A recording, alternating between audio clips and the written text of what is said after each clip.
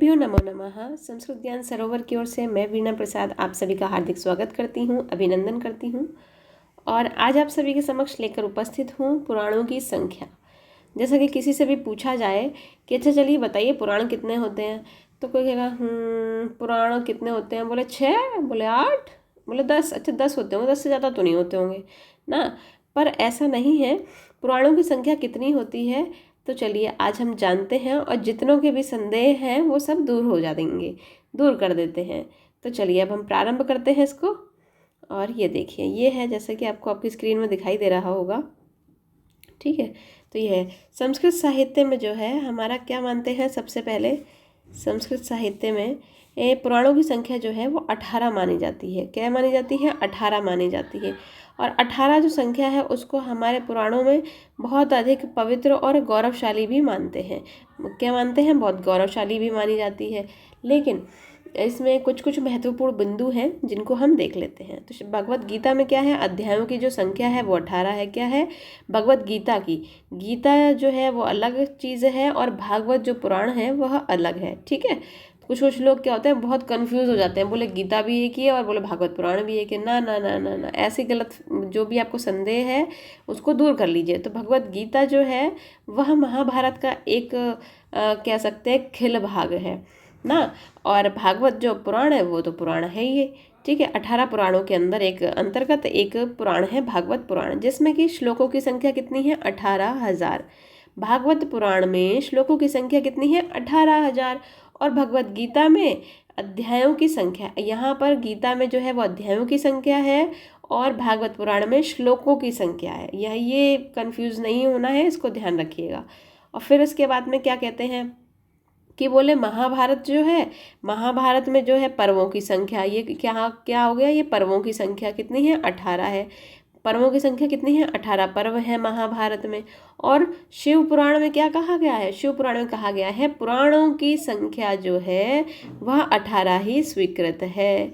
कितनी है? 18 स्वीकृत है। जब इतने सारे तथ्य मिल गए तो विद्वानों ने फिर क्या कहा, विद्वानों की जब सहमति हुई सभी विद्वानों की, तो उनकी सहमति से फिर क्या हुआ, सबकी सम्मति से पुराण जो हो गए हमारे अष्टादश, यानी 18 पुराण कुल हमारे हो गए। कितने हो गए? 18 पुराण। तो अब कोई पूछेगा कि पुराण कितने होते हैं, तो साहब 18 होते हैं। कितने होते हैं? 18 होते हैं। कंफ्यूज नहीं होना है, ठीक है।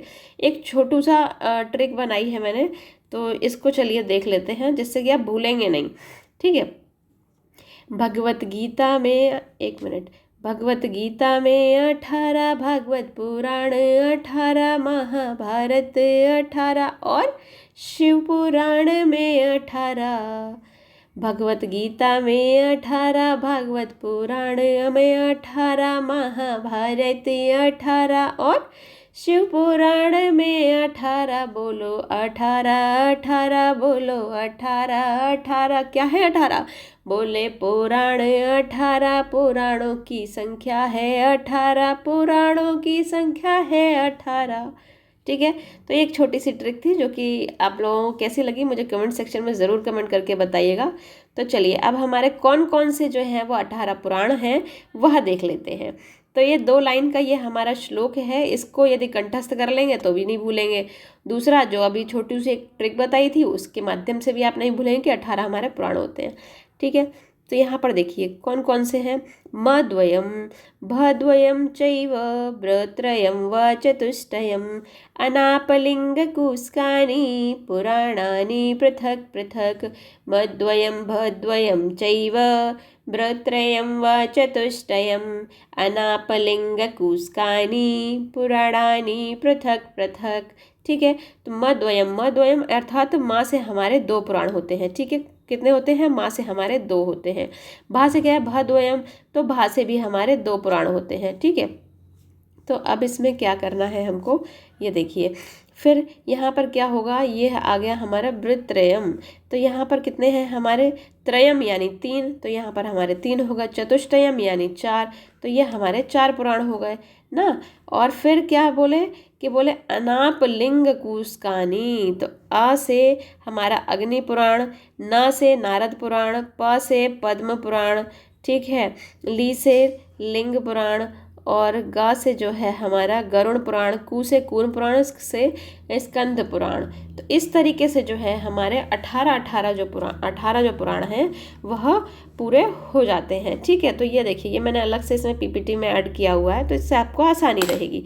मकार आदि से 2 पुराण, यानी म द्वयम जो लिखा हुआ था ना, तो उससे हमारे कौन से हो गए, हमारे 2 पुराण हो गए। एक हो गया मत्स्य पुराण, एक हो गया मार्कंडेय पुराण। अब मार्कंडेय पुराण जो है सप्तशती, दुर्गा सप्तशती जो है वह मार्कंडेय पुराण से ही ली गई है। ठीक है, तो ये एक सामान्य जानकारी है जो हमें पता होनी चाहिए कि दुर्गा सप्तशती मार्कंडेय पुराण से ली गई है। ठीक है, फिर चलिए, भकार आदि से 2 पुराण, यानी भद्वयम जो था उससे 2 पुराण हो गए। कौन कौन से हो गए, एक हो गया हमारा भागवत पुराण, दूसरा हो गया भविष्य पुराण। ठीक है, एक भागवत और दूसरा भविष्य पुराण। फिर इसके पश्चात क्या था, ब्रत्रयम, त्रयम अर्थात 3। तो ये हो गए हमारे 3 पुराण। कौन कौन से हो गए, ब्रह्म पुराण, ब्रह्म वैवर्त पुराण और ये ब्रह्मांड पुराण। ठीक है, फिर व चतुष्टयम अर्थात व से हो गए हमारे 4 पुराण। तो ये होगा हमारा विष्णु पुराण, वामन पुराण, वाराह पुराण और ये वायु पुराण। ठीक है, विष्णु पुराण, वामन पुराण, वाराह पुराण, वायु पुराण, इस प्रकार से ये हमारे व चतुष्टयम हो गए।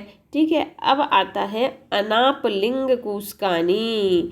तो ये हो गया अ से अग्नि पुराण, जैसे आपको पहले भी बताया था मैंने, अभी फिर सुन लीजिए। अ से अग्नि पुराण, ना से नारद पुराण। ठीक है, प से पद्म पुराण, अनाप ली से लिंग पुराण, ग से गरुण पुराण और कु से कूर्म पुराण से स्कंद पुराण। सबसे वृहद जो है हमारा 81,000 श्लोकों वाला ये हमारा स्कंद पुराण है। ठीक है, सबसे वृहद, सबसे बड़ा जो है वो हमारा स्कंद पुराण है। और हमारे पुराणों की संख्या कितनी हो गई, तो बोले 18 पुराणों की संख्या हो गई। अब जो कोई पूछेगा तो अब गलती नहीं करनी है, गड़बड़ नहीं करना है ना। तो आपको ये वीडियो कैसी लगी और मुझे कमेंट सेक्शन में ज़रूर कमेंट करके बताइएगा। आज बस इतना ही, फिर किसी और वीडियो के साथ आप सभी के समक्ष उपस्थित होंगी। नमो नमः।